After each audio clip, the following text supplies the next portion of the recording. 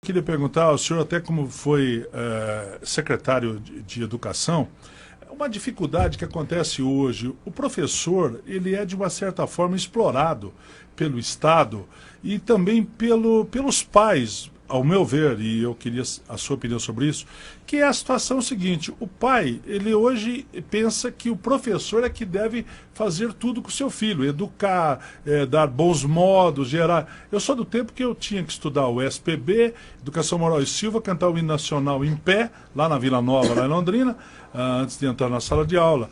E meus pais me davam uma linha, me deram uma linha de vida. E hoje, aqui, a gente sente que os pais de hoje, eles estão preocupados com outras situações e empurram tudo para o professor. Qual é a verdadeira função do professor, do ensinante, como o senhor às vezes diz? Muita gente confunde educação com escolarização. Educação é a formação de uma pessoa. Escolarização é um pedaço da educação. O que nós, professores e professores, fazemos é escolarização. Outro dia, num debate, um pai me perguntava: professor, o que é que a família pode fazer para ajudar a escola na educação dos nossos filhos? E eu disse: olha, pai, há uma inversão na tua questão.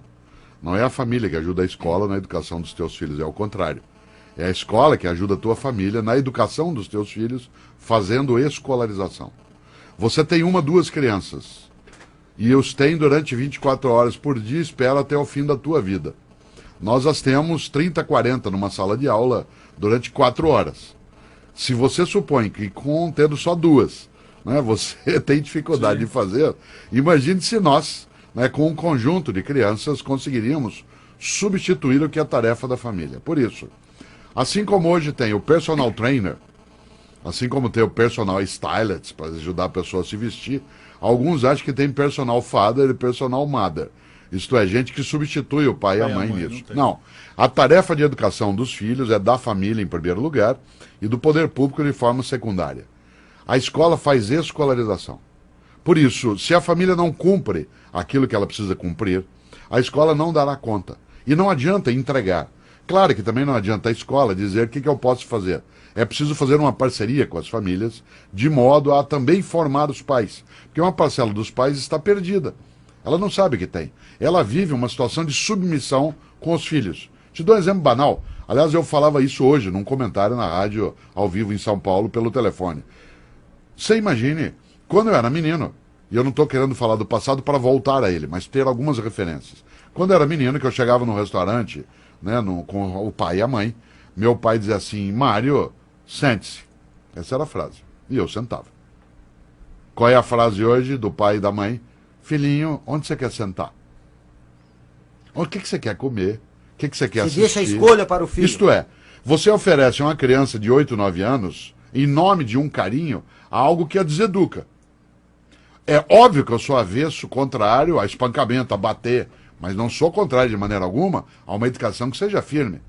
Eu nunca, meus filhos, eu bati neles, mas todas as vezes eu fui firme. Ser firme não é espancar. Tem que saber dizer não, né? É a fala, é a autoridade, é colocar a mão no ombro com delicadeza, mas com firmeza, para a criança sentir a pressão, sem machucar, mas sentir a pressão.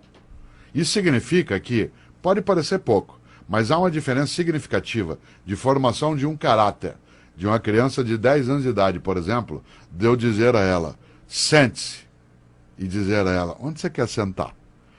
Só o modo de eu dizer a segunda frase, que parece carinhosa, ela não é carinhosa, ela é acovardada. Onde você quer sentar? O que você quer comer? Você não quer estudar um pouquinho? Brecha, né, professor? Claro. Resultado, sabe qual é a consequência? Parte dessas crianças é formada em famílias que não têm autoridade sobre ela, a criança dorme na hora que ela quer, come o que ela deseja, ela sai ou vê o programa que ela quiser, ou rádio, seja o que for. Onde ela vai encontrar um obstáculo a essa falta de limite? Na escola. Quando ela entra na sala de aula, nós falamos assim: cadê o material? Fez a tarefa? Cadê? Guarda esse telefone, joga fora esse chiclete. Sabe o que eles fazem? Parte para cima de nós. Nós nunca tivemos tantos casos de violência de aluno contra professor quanto que nós estamos tendo atualmente. Por quê? Porque nós somos o primeiro adulto no dia a dia de algumas crianças que decide exercer sobre ela a autoridade. A autoridade não é autoritarismo. A autoridade é a responsabilidade com o mando. Essa autoridade tem que ser exercida. Resultado, você sabe que tem pai ou mãe que vem até a escola pública ou privada reclamar conosco porque nós demos falta para um menino que não foi. Aliás, a pergunta já me foi feita várias vezes na vida. O senhor reprova por falta? Eu falo, jamais. Quem se reprova por falta é quem falta. Eu só dou falta para quem falta. Sim. Como eu só dou falta para quem falta e quem faltou não fui eu nunca reprovei por falta. Tem pai ou mãe que vai lá e reclama que a gente dá tarefa pro aluno.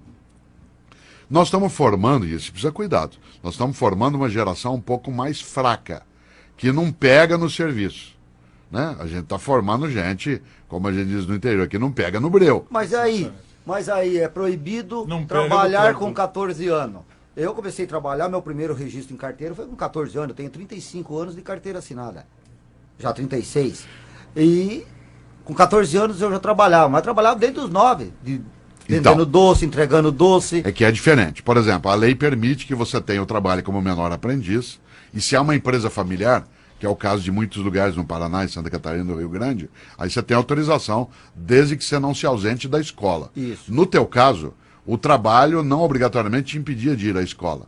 Não. Mas no nosso país, essa legislação que impede o trabalho infantil, ela serviu porque milhares de crianças ficaram fora da escola porque precisavam trabalhar. Nesse sentido, a você não prejudicou. Eu não tenho dúvida de que uma criança, eu estou até imaginando. O professor não me conhece. O Jorjão que fala que eu era metalúrgico há 9 anos atrás. Sim, o metalúrgico foi presidente da República no Brasil 2 vezes. É que às vezes a pessoa sai da metalúrgica, mas a metalúrgica não sai da pessoa. Ainda bem, ainda bem, porque a metalurgia é uma das áreas mais antigas e importantes da história. Professor, eu queria Professor, mas o que eu sempre ouço em relação a isso, por exemplo, é tipo assim, eu vou conversar com meus filhos e eu digo, olha, não é bem assim, meu pai me deu a primeira bicicleta, eu tinha lá 12 anos, meu primeiro carro foi assim, o meu... Ah, pai, mas no seu tempo era diferente. Então. O que é diferente? O diferente tempo? Não, no seu tempo teu pai era diferente. Meu pai era diferente. O que ele precisa pensar é que a frase assim, meu avô era diferente. Sim. E meu pai está fraquejando. Claro. Professor, é uma pergunta que os pais se fazem quase que diariamente diante da falta de ética no nosso país e do